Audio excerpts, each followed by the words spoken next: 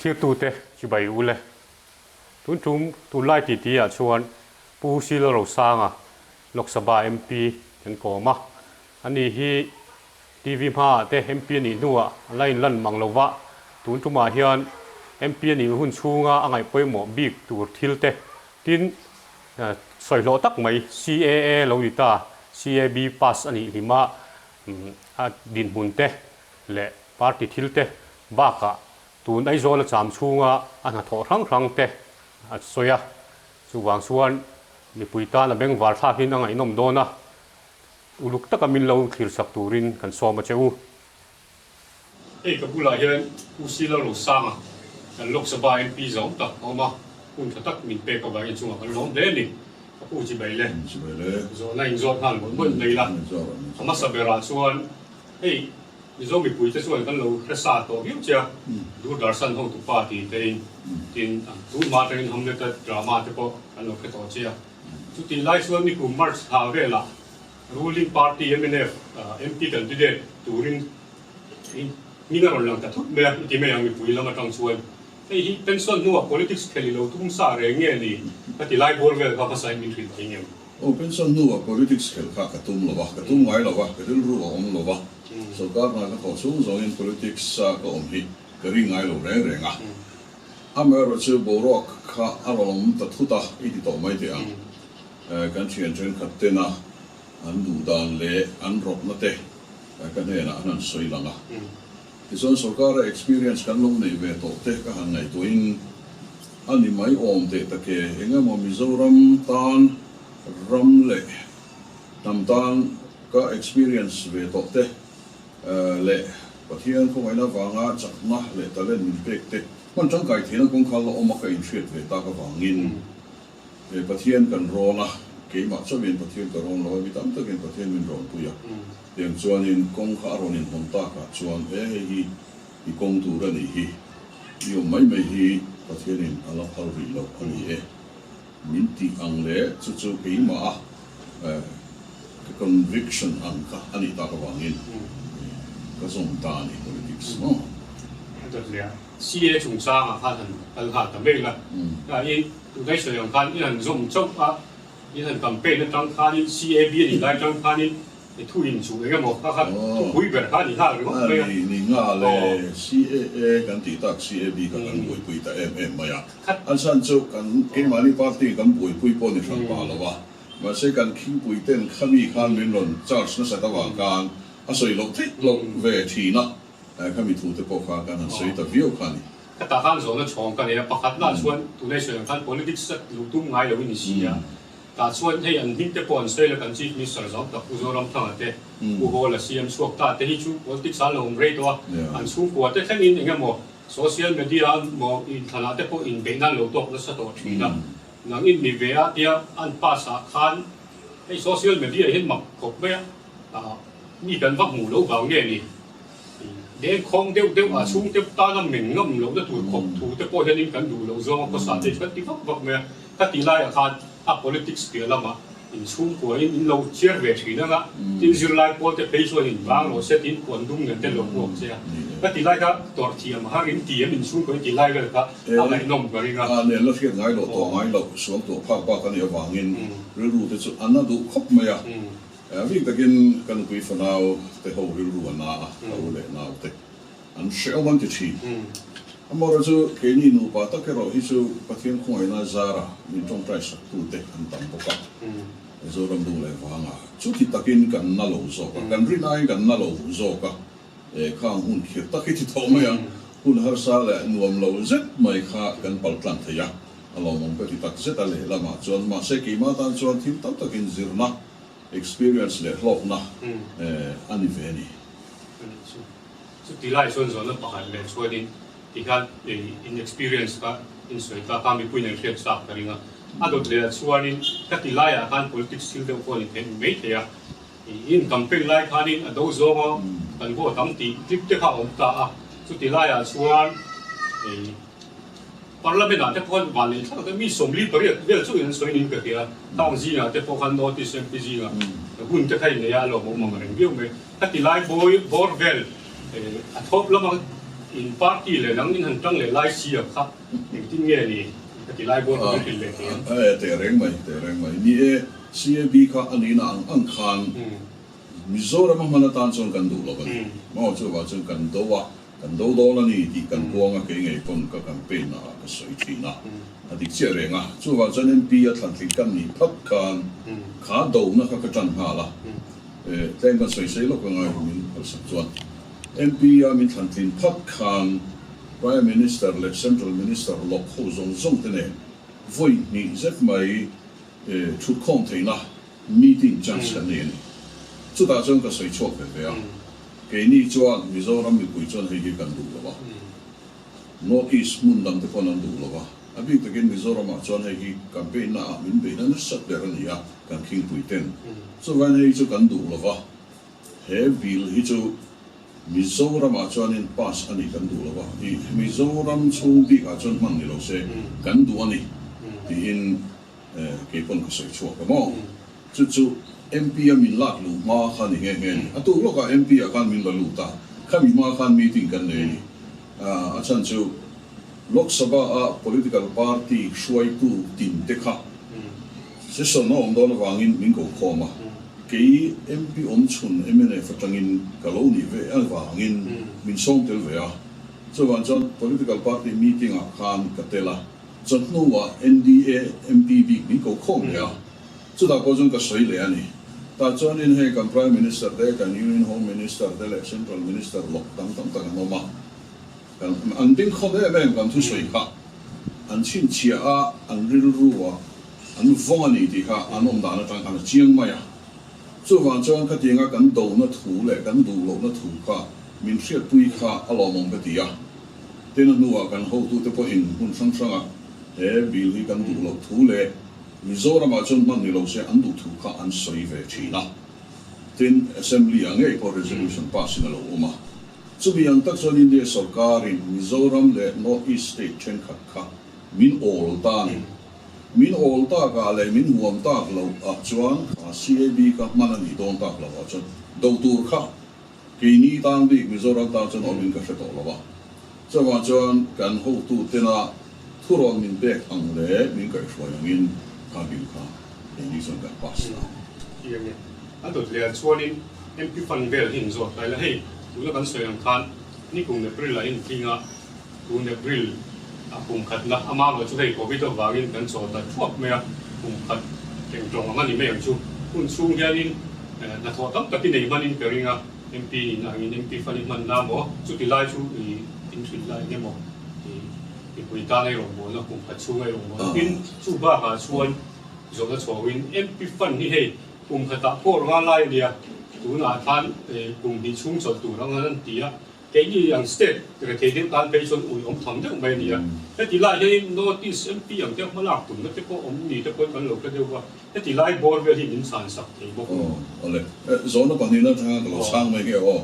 tu ne so yang kan MP fan hi COVID-19 awangin kum ni chung min ti top sakani asap tok takin min suspense saka chu chami pon ron chuang lo ba a soi ho lo ko om chuang lo ba ti kha ni central sarkar kha ni nan no ti tu top bai ti kha kan ria a poi kha kan ti khop ma ya a chan chu heavy kum ni chung hian abi takin ge ni an state a ti chuan in khotlang thil poi mo le tangkai khoi tur kha tam ani ti kan ria first installment chia kan dong bana chu po chu du angin kan mangzai thelo ka ti gam je chu kan in dai lo tu ka a demand kha sang si a mamo an nga sia kan mi puiten mo chumi khami ti sakro chumi khami chu siam kan du chumi chu siam that kan du a ti ver kha tang khop maya ma se chu second installment a le kum danga a local le huna ti kan tung don nia kan han ti ve a ma se chu om thei ta lo second installment ko hei min friends ka kan pu ta lo de maya kan lu ngoi lo ve khop maya le la ma chuan ke ngei ko lu ngoi lo zinga ka te la so wa chuan North East MPs forum a po hian voi inga mo za ke ngei ko in ka sei chua ka group te kan nei ve chuan ate po chuan ni ka po sa ten kan han ti ta ka chuan North East MPs forum ka ni ha ti chuan dik dong lo Prime Minister ne na kan lu ngoi lo thu le min penge turangin na hi itlen ang dia chu kan titani prime minister ne na ngin na kan thlena ei hi chu north east bi ka chuan min huang ti ro ula lai chu bei sei na sang nge an sa tu theng hian in chan na om lova bei sei hi asang nu tuk lova ama ero chu chu bi wa chan chol kan tum chong lova la no zui kan tuma abik takin hei second installment tuna la tang mil ren sakpo no zui kan tuma kan tan chan na kha ana salo tukin kan hlia abik takin notice tan pe chon hei ke ni nge ko tila mp song song ka kan lo min kat sak box sia kan lo ka za som thum hi min kat sakani chu chapa notice mps fan sanom si lo india ram pum fan ni chau sia ka min han threat saktalia poi kan tia amaro chu thil chata katan kan chan ta ro ro covid donan an mang nge ro chu kan lei sei ni an ni le zo na chong ma sa zo ka ma sa zo ka khan chung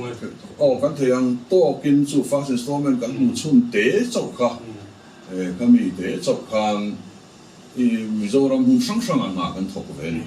chim lama te thang lama te mar lama te no chak lama te ko kan thok ve a chung kan an thok la te chu na lien tak chu ni thei lova chan chu community development ta na ti nia kotlang thil nia step siam te nia khel mual lai te khel mual han sei that an chi te mo school building han sak an chi te ten hei kong han siam ang chi te ka tiang kha ania lian pui ki chuan kan ti thei lova a set a tira ka lo tun dan chuan ro tling khop iti mayang kong lian tham emo lei do lian tham emo hriat reng tur ang chi te ka ti kha kan tuma ma se adima sang tu ka kho tin dek tho in bial tin dek tho in chu tiang chu vi pe vero chu tiang chu kan mo kan khu an ti wang khang kan sim som kan azai tiang be kan sim ta du thu chu ala sam ho lova na kin zela kan dom bel tur nia kan ngai mang khan kan la siam zelang chu kan ti la in min ti top sak rita ni hi lưu sa te jet vel la kan lo skill ve zela ni min lo ka te po SG wai no ya panin model village ka pangalai mi kum tung selling muthi dan pareng pui wolung thu ti te ka in han thang ania ka athan dana ka enge ga kan lo ba min pui te min hil ten tin nang ma ne na in zom a ka pho chuan na mo ka te chi vel ka ne nia ti lai bor ve la ka min hil te nia ka pho chuan lam chu ni chuang ho lo wa awa ru che he rural development ministry atang in min ron ro na rural development minister in le ka te mi ron thon ve ni ve tu mi ron thon to I bial chunga ko panga lo thang la SAG noya enkol turin model village nga enkol turin tia van doi thla takin kan dong nge ni mizoram hen da ki ron thleng har theilu tu ba ka su ka complaint to nge nge a postal department through da local hi amwang thi de me mai le ka te kan mutla ya a hun ta ka chung khuwa te po chu kan su khen man lo wa ni thina an ma ni a form den siam in an ti ve thap si thina en ko ni sala chu tianga ti lo ngai ta ka chon modern village atang chak le thang chim le mara han iti mayang angai ke ma ni ai zo kan headquarter tanga kan han villa kan han to po thei pa mo kan han to pa tu ni dek sia kha kan han thang ta potani tu la tang ri chuan chu central sarkar scheme le mizoram sarkar scheme te po anianga chung te mang chuan a theyang angin a ko chunga kha develop kha kan tum don ta entir dan nimina mo long thu kwa a sports and youth affairs department tenena tang hova hockey khelatu mo khulem synthetic turf kanan hom na te kha kong alo in hom ta ni mizoram sarkar ruam man na ne kan alo in nang theita kan van ne ve na chu an ni chon central sarkar tanga paisa dong tho chun nia an paisa local na ka ma se continent khan he hi chu mun ma an nei tha an mun ma nei that na chu an advantage ber chu khel mual patni football ground le hockey ground synthetic turf han pha thei na to ren chang tak an lo nei ni a khua in an than hem ngai na ani bek na wangin chumi awan chuan thil kha kan ti thei ta chu tiang deuh chuan a rem chana pianga a khaw chung min zong in a khua min zong kha mala kan tum ta ni chu village development plan kan bo sai me ka kan la bo sai zelanga kan han duanga sarkar scheme sang a han in to khoma a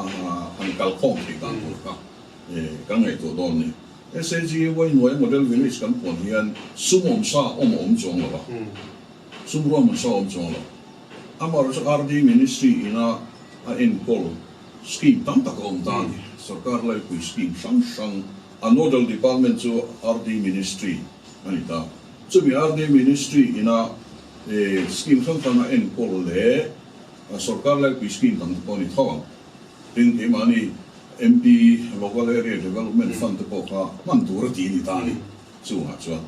ma se he min han fen sakria ala man the tho chu ka be se ya count ne na khang in fok khoma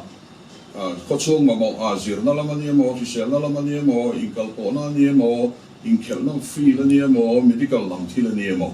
khanga ma la la tur ta khang ti ani ta a tin tu na ya le kha kan don nun bera chuan RD minister khan COVID bi ka hian COVID-19 do na atana mi pui rilru mi pui zirti la awareness yam nan te ko hian hi man thei ni se ti zong te na tu ron soya chu tiang chuan ti po chu kan tum thawang a hamar chu mi zora ma chun awareness tu ka ngai to lo zo ka hei tiang ko ngai na zara COVID ve na lama chuan kan sang tu lo ka tiang ko ngai na wangin amara chu atul chuan COVID thila ko ma kan thei a dul le chuan ni min pe lo ka te po ka tu nei se lang de kan BSF po tu te po ka i han po man nia tin ke pui ni BSF po yan ku da na sang la ta ve tam ta po zo ma po ni ta su mi pia i kan phe tang i ko chak lam cham phai ram rivela sam rai pu ho se dan mi pui te kung lo ti khai lak deu ni ga tin chu ti lai chuan ho tu te po ka in bin ga bila ka lai kan liu sa te kan abia ti deu chok mai ka ma ka ti lai ya ka mi pui te hian kan khet sa in ga ke tin nge in hanin dora ka ti lai ve la ka mi pui te hian tu beng war tha ko mem ti ka phat ni se a dot le suwa de ti hian in ai zo la in nom hia i cham chu hian ka ti lang chi deu mo enge mo pa chok thil ti tu ri nei te min han thil te han te ngem ole nia kang paramilitary force so ne na kanin dor na chin chang kha nia sei tu te po om ve lo la ama sabera chuan paramilitary force ho heng Assam Rifles te BSF te CRPF te border road so te ko ni tel thian chu hinga mo chen tin NDRF kan an ti an chi ho hi central force an ya wangin akai khom tu de per Union Home Minister u Amit Shah ne na mail ka thona ka ka zia ka Mizoram chunga heng sipai te engeni an movement an lut le chuak khokir turin atlen thiang bera lut tir le chuak tir turin kan tia ten zumi ba ka chon BSF DG ngei ko le ka ka thon to ba ten an mani BSF IG silchar mi khan ama zo in verom dia hemi ko en ma ka la ni ti sia chu wang chuan mi rom dia ani chuan hei thei to kan chuan me ka amara chu mi pui troi om na le Mizoram sarkar troi om te ko kan mo ve thowa min lo fe pui ula a ron lut tur te ko hi hei kan dang zela kan khwa kira sil chara hian kan da contract mai ni Mizoram ron lut tur hi kan restrict ani tin a ron lut tur re ko i test ma sak vek kan tum ti thu ni min pia kan mi no sri la mo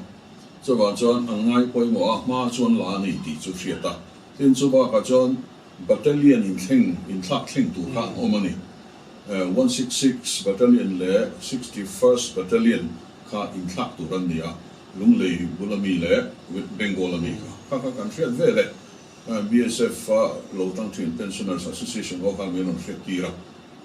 tir ve le khan kuta ka zu ziak ta halani hei hi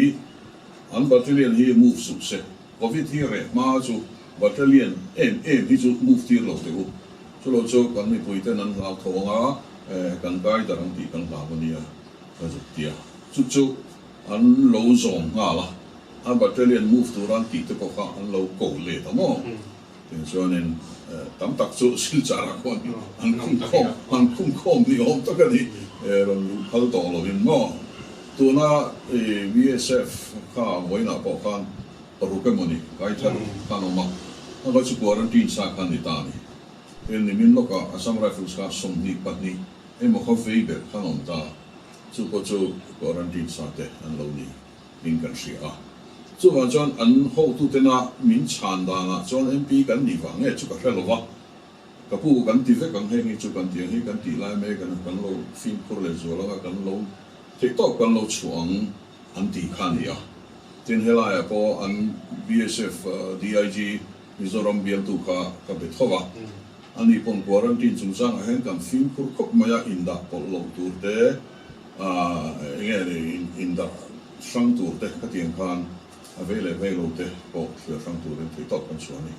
จู่อาทิเวรงที่มันนี่เราการโปรเจกต์พุชปักกับตัว Border Roads Organization หรือมั้ง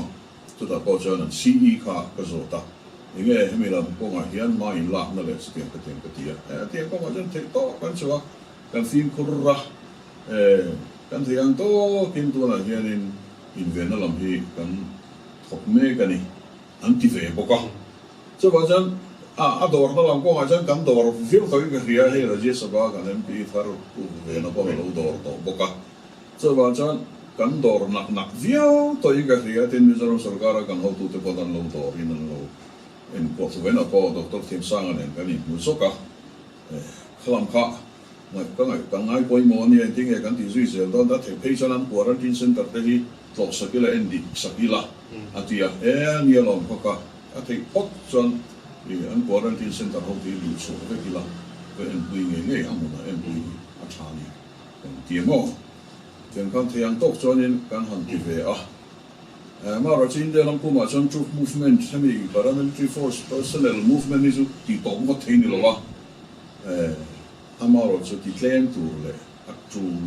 เราอมน้ำมันไปจนนี่ตัวมาเจ็ดกิโลตัวนี้นี่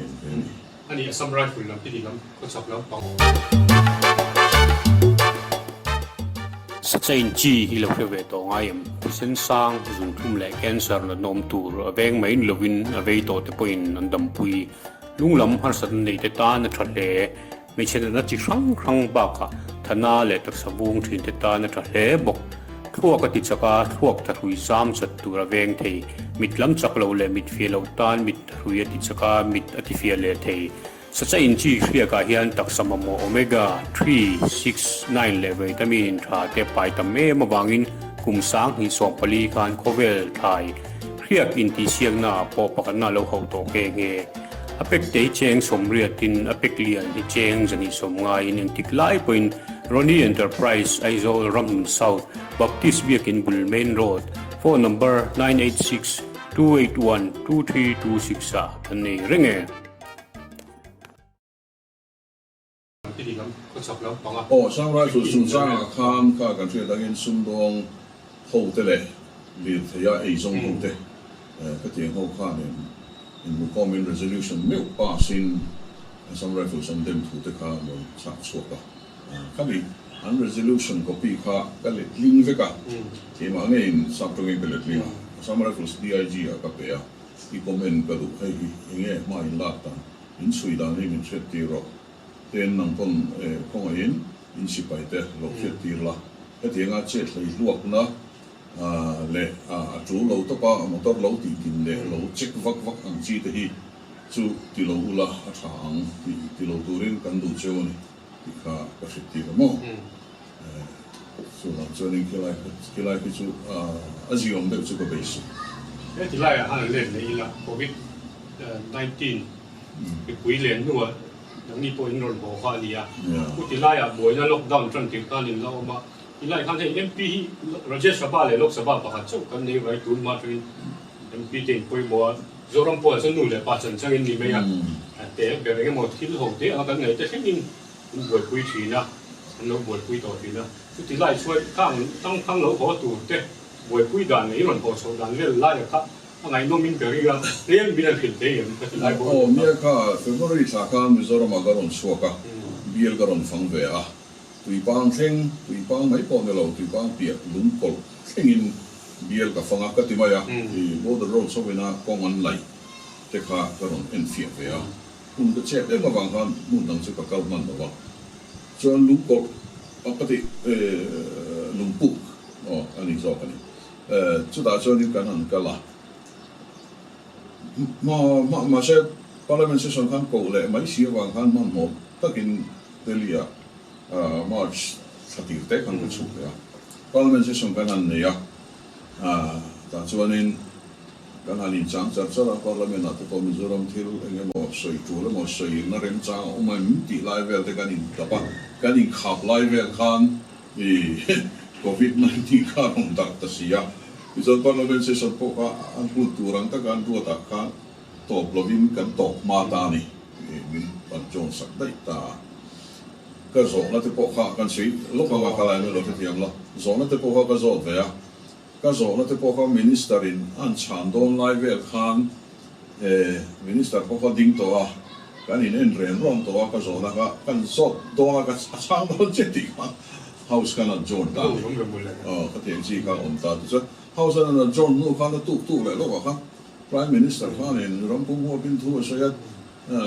lockdown to the Tamaisia. Zanata Garfield had Puang was a dead there to well lockdown kan Minang to say a change got so low Malagan and Pitching Pato and Madirama. Tibayang and Mani State. Kani you can home on the zero. Cantanta Lake Airport Karani Taxia has on top take to heckle. Ma sẽ thiếu buổi thảo gắn thì đó nghe này gắn như lệ sa tệ ví dụ đi mình đi ra cũng sáng sáng lâu ổn tặng nó sẽ học mấy lâu nhé lâu ổn gắn thì đó nghe gì lâu ổn lâu gắn thì đó nghe cái sẽ lâu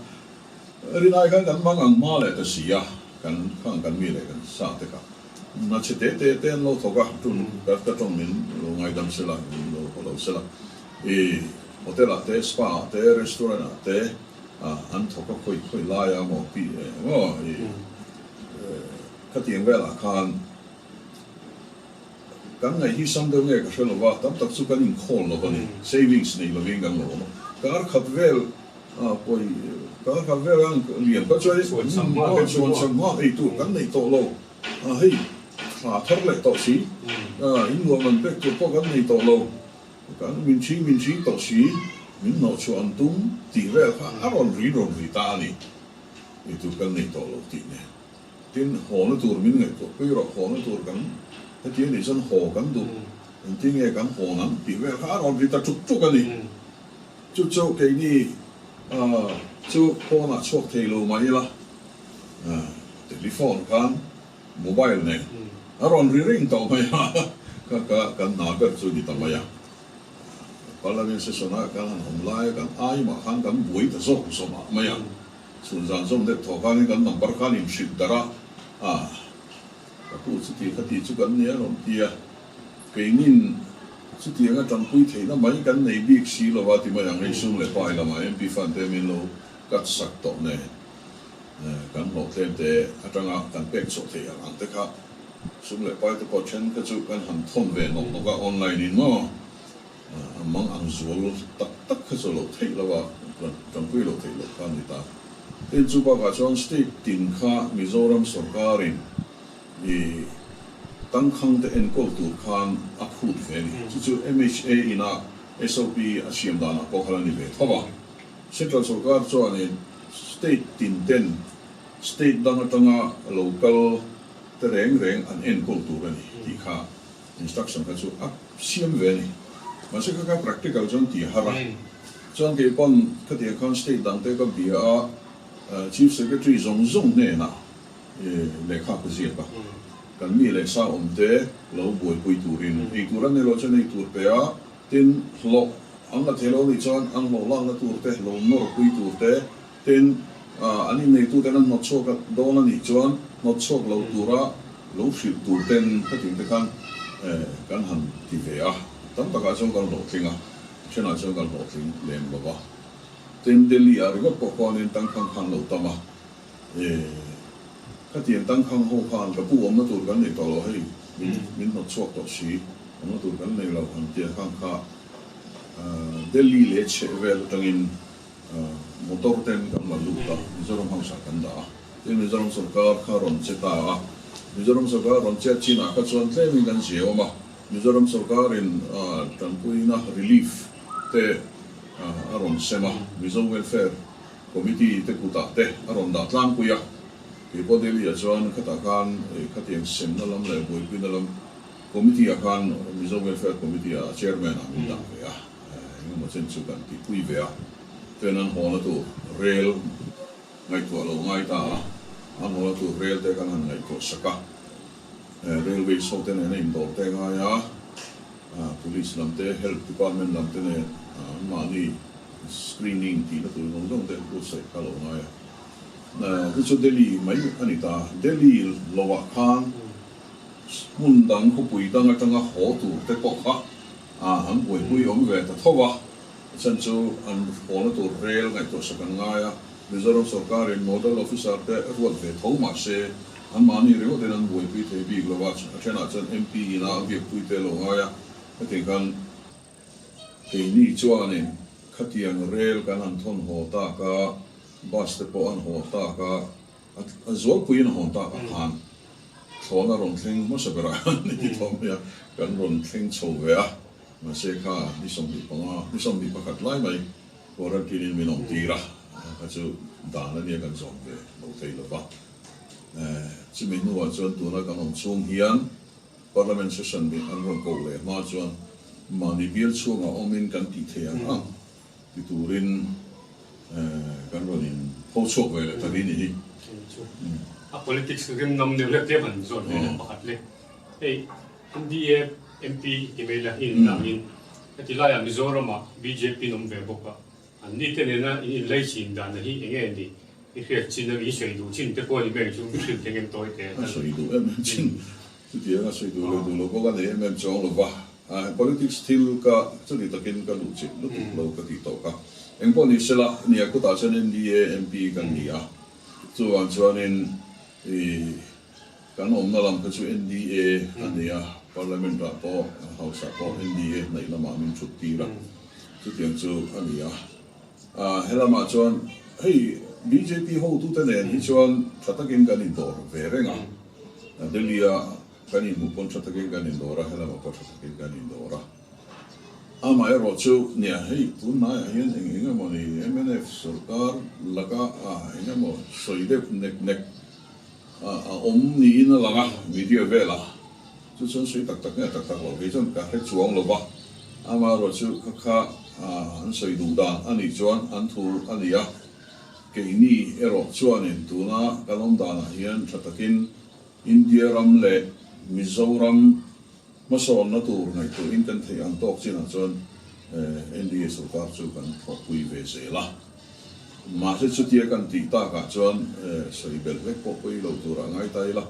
มิโซรัมตานาที่คุยตัวร่างจีเลยกันดูเราอันตัวจีก็สุดที่คุยจูกันตุ้มเฮาเราวันนี้เจ้าต่อไปราส่วนตัวนักการเมืองกัน MP กลุ่มกันเจนส่วนชกอะไรนี่คุณตั้งโซ่คือเรื่องนี้อีกการสันเวพอละเดียมหรือว่าที่ไล่เฮียนี่เองเราทีมตัวมา MP ตัวเตะตีเราว่าก็หมดทีมที่อย่างเฮียนี่ตีนะ MP ฟันเรื่องหมดที่อย่างชี้ก็หมดมิโซรัมตานะมัดชกเปลี่ยนทำเร็วหมดที่อินเดียรีน่าที่เมล่ะแล้วมานะอีเราทีมชินที่ไล่กันสวยวินเอง MP กันนี่พัดขจรนินให้มีอิงกัลโปนั่นลำก็กังไงตัวมาว่าก็สวยก็สวยไปอิงกัลโปนั่นลำก็ชาเซ่ก็ดูส่วนวันจันทร์จะมีลำมาลากตุมาชิมลำตะโกก็ฟังจวงจวนกงเชียดันจงเตก็ว่ามูเฟ่สุดท้ายจวนนั่นเนี่ยตัวนั้นเฮียนborder roads ลำหัวตะโกรำริกงเชียมาว่าหินกับวัดโตระวันนี้วันจุ่มกับกัลโตเดินชิมลำมาก็อันมานี่ห้องเนี่ยกงเตกันไปเห็นตัวสุดท้ายจวนตัวนั้นเฮียนเฮลายกงไหลตู้company ห้องตะโกฮีดอกกตัวมากันดอกนี้นวลตัวส่วนตัวพอจะชัดกันอันทอกอันทอมิโซรัมตานี้เรียกว่าอันทอกชัดที่นั่นตัวตานนี่นี่ in tiam kam tir hial te ko dua ten sumi mai ba ka chuan Mizoram sarkar PWD ko kan dor to a ti ma he ke su sarkar ni kan ni lo ba parliament lam dai kan ni a in po ni sela Mizoram sarkar he PMGSY te po he ka central sarkar tang local ni a he PMGSY kong reng te po hi MP na hriat pui tur ani a tin MP signature te po hi central an thelu do na chuan a tul ve tlatani so va heng hi kan hriat ve ve ka ngai heng zong zong hi kan en pui ve ngai min hriat tir ve ve ko kan en ve du ni kan tia mani lo ka po kan chief minister so tak ne la ka pu PMGSY kong te po hi min hriat tir ve ve ka ngai an yelom kang te ka chu eta a department lo zo chok ve kula in te ang chen chen in lo monitora min en pui hi kan ma mo ve lom atimaya official te po kan ti pui thowa ten hemi in kal po na a chuan thona lam te po ka thona lam hi kan pech kan pa che ga nga a se om ka tia kan jin jing sia chuan civil aviation minister te po ka fa muwa ten le kha te po ka the lu ta a chuan in ani ko in le kha te po men on cha ti te ka ten chuan te top chu kan chuan ve a arom tia ka tia malak so zela i phui sui de ka thona service te po ti kan tu line covid in men on nang ta airport te khar so ta chu ta Kolkata airport thegin a rong kar hei Kolkata airport kar te min ti boy ngare ko pa po ni sela hela chu te to pa nor chun som zel ka kan tu ma ti ni hriat angin telecom chung chang a po kan pa che ang renga tu na hian telecom hi du thu sang lo ba kan internet te po hi chak tok lo ba kan hria service provider